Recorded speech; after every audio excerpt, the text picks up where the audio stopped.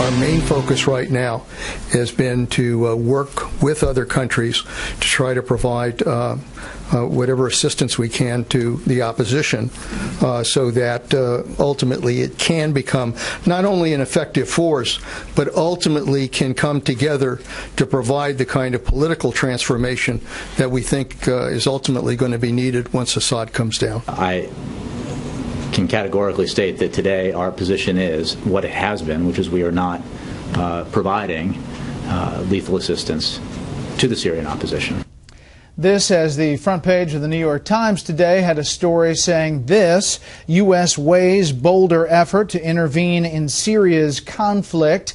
They're publicly saying that that's not the case. However, privately, officials may in fact be doing just that. This is President Bashar al-Assad's forces shelled the city of Aleppo, and in the past 24 hours, 2 Syrian aircraft have been shot down by rebels, 1 helicopter and 1 jet. We're back with the panel. Charles. The reason the administration is now going to change its policy, and has to, is because the ground is shifting in the war. Up until now, the rebels have been able to take land, but not really hold it. The only land held is between Aleppo and the Turkish frontier, and that's sort of their mini-state. But every time they've gone more towards Damascus and they've seized, for example, military bases, they're only able to hold it for a day or two because of air power. Well, what's just happened is that there's been a huge strategic shift. The rebels now have shoulder-held missiles that can bring down a helicopter and a plane. And when that happened in the Afghan war against the Soviets lost. That was the great strategic change. And once the Russians lost control of the air, the war was essentially over. That's happening right now. And because of that, I think the feeling is that what has been up to now a back and forth, a stalemate, and now looks as if the advantage is for the rebels. As long as this shipment of anti-aircraft missile continues, there's no reason why it should not. And the result will be the fall of the regime. The administration understands that time is running. If they're going to have any influence on the government that inherits Syria, which is now, the rebels are heavily infiltrated with jihadists, their time to intervene and to get friends is now. You know, A.B., there's been speculation that the administration may be, covertly helping the rebels in some way, or that allies may be providing weapons directly, but publicly they're saying they're providing communications equipment and radios and non-lethal support. How does this evolve in the region there and for the administration?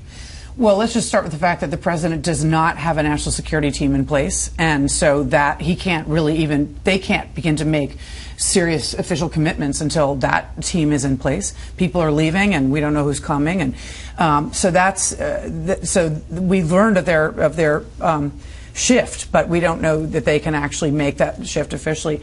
I think they want to, not only because what Charles points out, that time is running out for them to influence the opposition, infiltrate the opposition. They're actually worried, as the opposition has gained more sophisticated weaponry, that they don't know where that stuff is coming and where it's going to. They might have a role behind the scenes in how it's getting to them, but they're not so sure about who it's ending up with. They're very concerned about hardline elements within the opposition, anti-Israeli strains. I mean, they really have to figure out who these people are, and that, like I said, is going to be a challenge given that the team is not pulled together.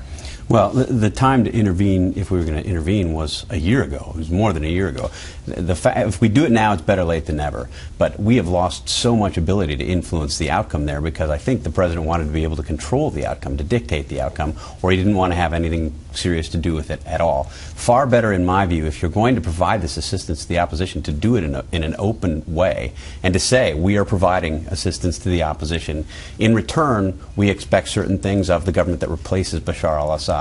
The concern I have speaks to what Charles, the point Charles made.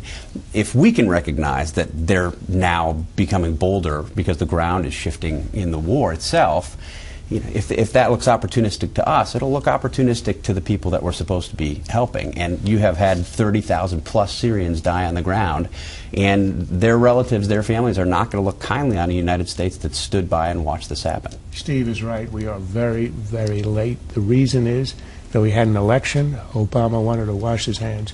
But now he has to do something, because otherwise we're going to end up with a nasty regime in Syria. That's it for the panel.